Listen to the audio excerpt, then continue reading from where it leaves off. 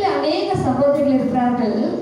நம்ம முக்கியமா நம்ம எதை பார்க்கறோம்னா, ரெபெக்காளுடைய நம்ம அவருடைய நடத்தைகள், அவருடைய உண்மைகள், அவருடைய பரிசுத்தத்தை நம்ம பார்க்க போகிறோம். அவங்க எப்படி வளர்ந்தாங்க? அல்லேலூயா, அல்லேலூயா சொல்லமா. ரெபெக்காள் கடவுளுக்கு உண்மை உள்ளவளா இருக்கிறாளாம் வாலிபத்துல. அப்போ வாலிபத்திலும் உண்மை உள்ளவளா இருக்கிறா. திருமணமாகியோ தன் கணவருக்கும் ஒரு நல்ல ஸ்திரியாய் காணப்படுகிறார். ஹல்லேலூயா. திருமணம் ஆகிறதுக்கு முன்னாடியே ரெண்டு பேரும் ஈசாக்குக்கும் ரெபெக்காளுக்கும் ஒரு சந்திப்பு ஏற்பட்டது. ஹல்லேலூயா சொல்லமா. அப்போ அந்த இடத்துலயும் உண்மையை காணப்பட்டார். நல்ல ஒரு அன்புள்ளவளாய், நல்ல இரக்கமுள்ளவளாய் அவள் காணப்பட்டார். ஹல்லேலூயா. யாருக்கு? ஈசாக்கு. ஹல்லேலூயா சொல்லமா. இப்படி எடுத்து நம்ம ஒரு தலைப்பு, இன்னைக்கு என்ன தலைப்புன்னா,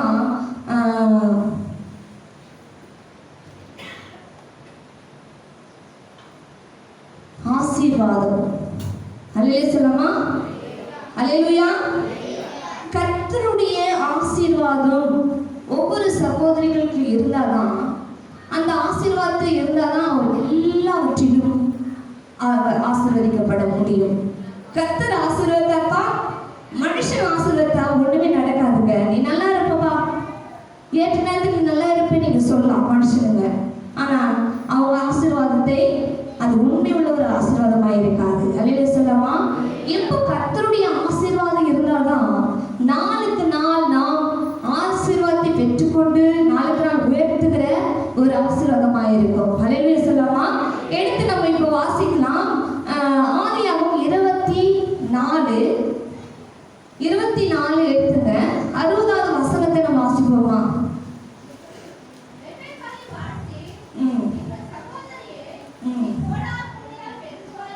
ஹல்லேலூயா.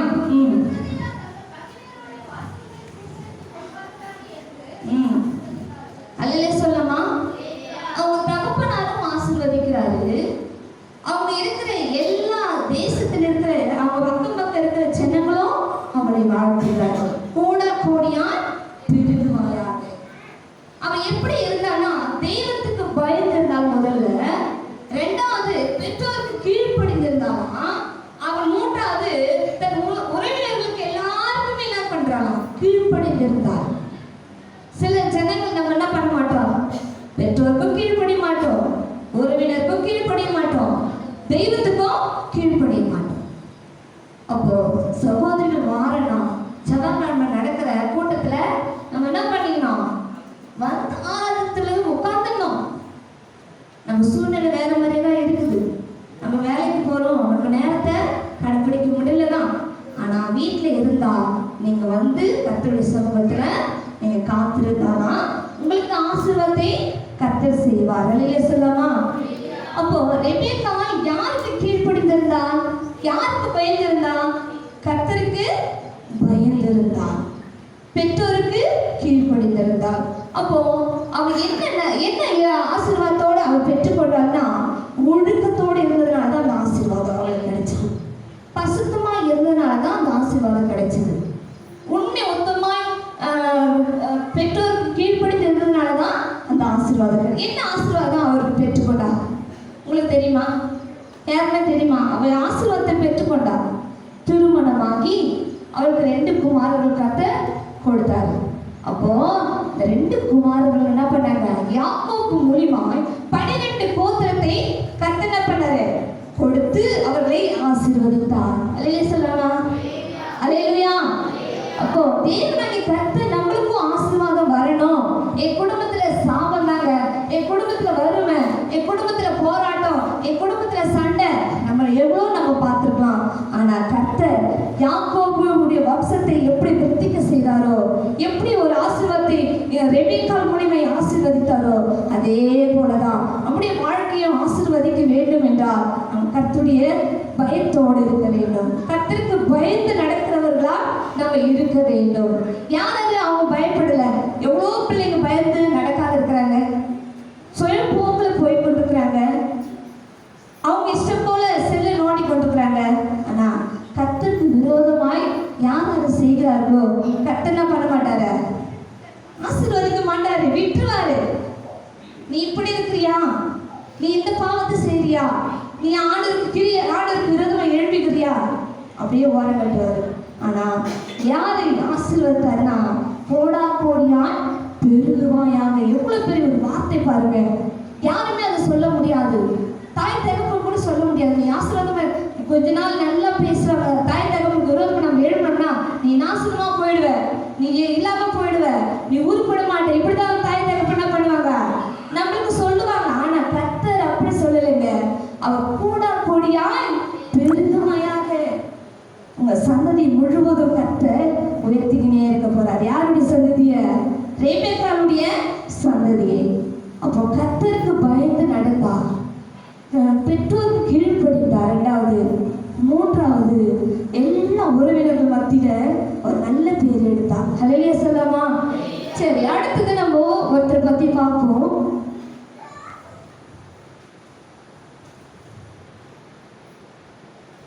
ஆதியாகமத்துல 22ஆம் அதிகாரம்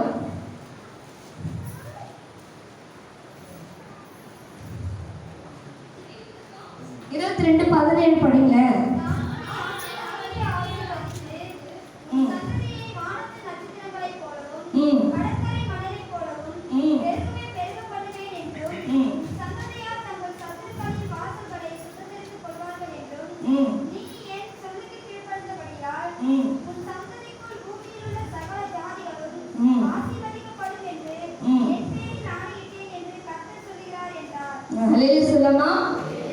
சாராளுக்கு ஒரு ஆசீர்வாதத்தை கொடுத்தாரு. என்ன ஆசீர்வாதத்தை கொடுத்தாரு? ரெண்டாவது நம்ம சாராள் பத்தி பார்க்கிறோம்.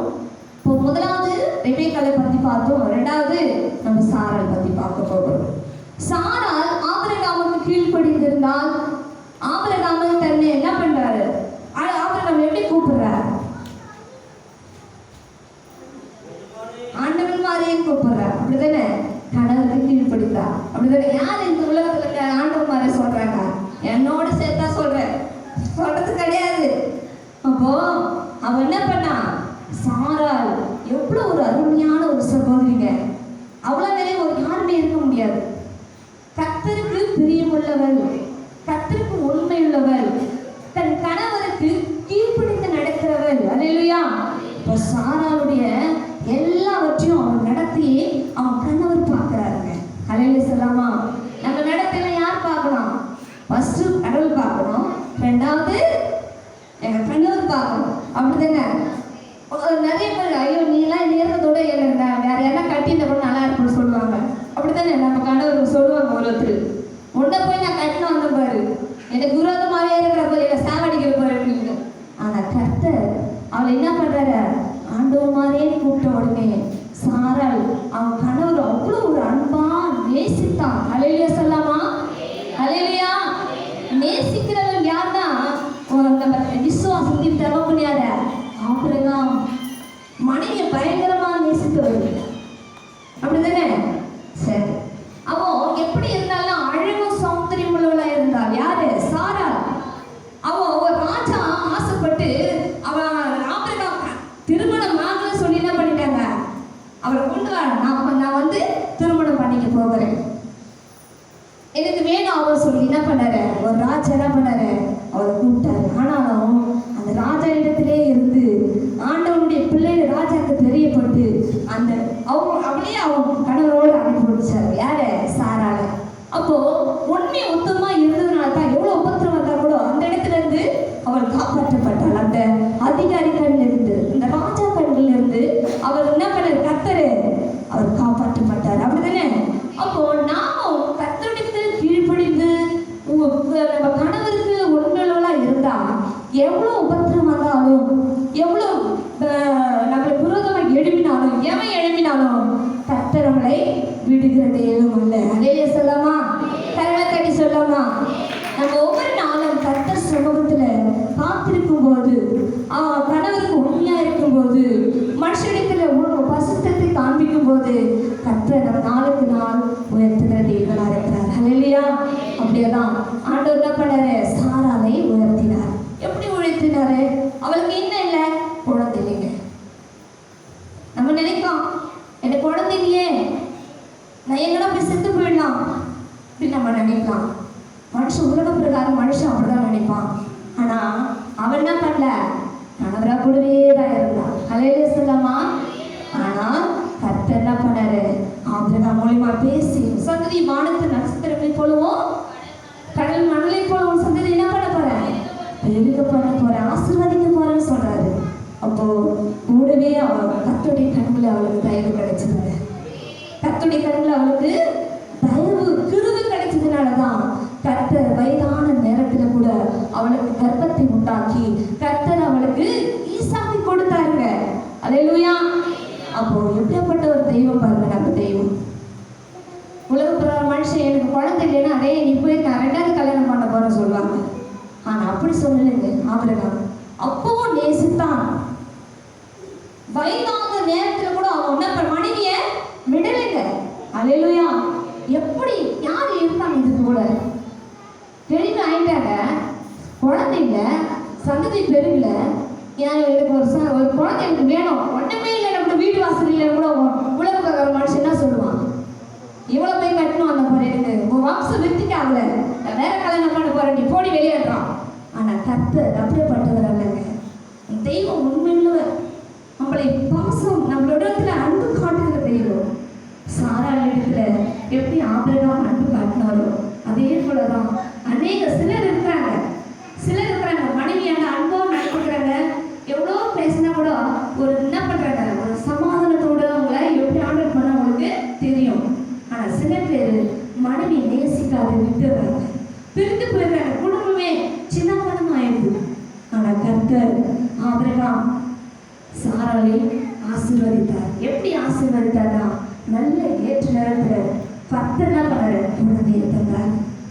இத்தனை வருடங்களும் குழந்தை இல்லாத எவ்வளவு வேதனைப்பட்டிருப்பாங்க, கண்ணீர் விட்டிருப்பாங்க. எனக்கே எப்படிப்பட்ட ஒரு பாடு, எனக்கே எப்படிப்பட்ட ஒரு உபத்திரம் அவன் நினைச்சிருந்தா. ஆனா கர்த்தர் அவளை கைவிடலைங்க. கர்த்தர் ஆசீர்வதித்தார். ஹல்லேலூயா. 2வது ஆசீர்வாதம் சாராளுக்கு. அப்போ உடனே வசனத்துல வாசிக்கிறோம்.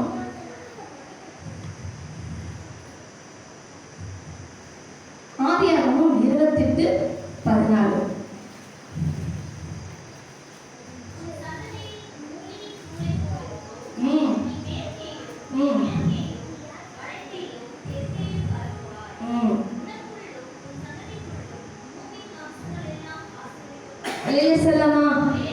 என்ன சொல்றாரு பாருங்க ஆபிரகாம் சாராளுக்கு என்ன சொல்றாரு பாத்தீங்களா, சந்ததியின் பூமி தூளை போல் இருக்கும், நீ மேற்கையும் கிழக்கையும் வடக்கையும் தெற்கையும் பரப்புவாய், உனக்களும் சந்ததிகளும் பூமி வம்சங்கள் எல்லாம் ஆசீர்வதிக்கப்பட்டிருக்கும். பூமி வம்சங்கள் எல்லாம் என்ன, ஆடு மாடு எல்லாம் உரல வேலம் எல்லாருமே என்ன பண்ணும், ஆசீர்வதிக்கப்பட்டிருக்கும். இடைஜன மக்கள் எல்லாம் ஆசீர்வதிக்கப்பட்டிருக்கும். அப்போ கர்த்தர் சாரோடு இருந்ததுனாலதான் அந்த ஆசீர்வாதம் கிடைச்சது. நம்ம சாரா நம்ம ஆண்டவர் கூட இல்லைன்னு நமக்கு அந்த ஆசீர்வாதம் கிடைக்குமா, கிடைக்காது. சாரி பார்த்து விதவை என்ன பண்ணா, சாரி பார்த்து விதவை எடுத்துருங்க, அது என்ன பண்ணா, கடவுளுக்கு உண்மையோட இருந்தா. எலியாவுக்கு முதல் இடத்துல அவளுக்கு வைத்திருந்த கொஞ்சம் மாவை அடைய சுட்டு கேட்டாரு, உடனே அவன் என்ன பண்ணா, சுட்டு கொடுத்துட்டா. அந்த இடத்துல ஒரு ஆசீர்வாதம் கட்டிட்டார். அல்லேலூயா. மாவு அல்ல அல்ல அல்ல அவளுக்கு இல்லை இல்ல குறையில. நிறைய பேர் தான் பண்ணுவாங்க, வச்சுக்கினே இல்லைன்னுவாங்க. ஆனா நம்ம அப்படி இருக்கக்கூடாது. நம்ம நல்ல பிள்ளைங்க இல்ல, நம்ம நல்ல சகோதரிகள், நல்ல ஒரு வாலிபர்கள் அப்படிதானே. ஏன்னா கேட்டாங்கன்னா அவங்களுக்கு இல்லையா கூட மற்றவங்களுக்கு கொடுக்கிற ஒரு எண்ணம் இருந்தா கர்த்தர் பார்த்து சந்தோஷப்படுவாரு. அல்லேலூயா சொல்லாமா? அல்லேலூயா. ஒண்ணுமே இல்லைப்பா இருக்குன்னே இருக்கும், ஒண்ணுமே இல்லைன்னு சொல்லுவோம் நம்ம, அப்படிதானே? அப்படி சொல்லாதீங்க. அப்படி யாருடைய பிள்ளைங்க, கர்த்தருடைய பிள்ளை, கர்த்தருடைய சகோதரிகள். உண்மை ஒத்துமத்தில் நீங்க இருந்தாதான் கர்த்தர் நம்மை ஆசீர்வதிக்கிறார். தேவன் அழகு. அல்லேலூயா சொல்லாமா? அல்லேலூயா. டைம் முடியுது, கொஞ்ச நேரம் தான் இருக்கு. அல்லேலூயா. நான் பேசினே இருப்பேன், டைம் போறதே தெரியாது. அப்போ கர்த்தர்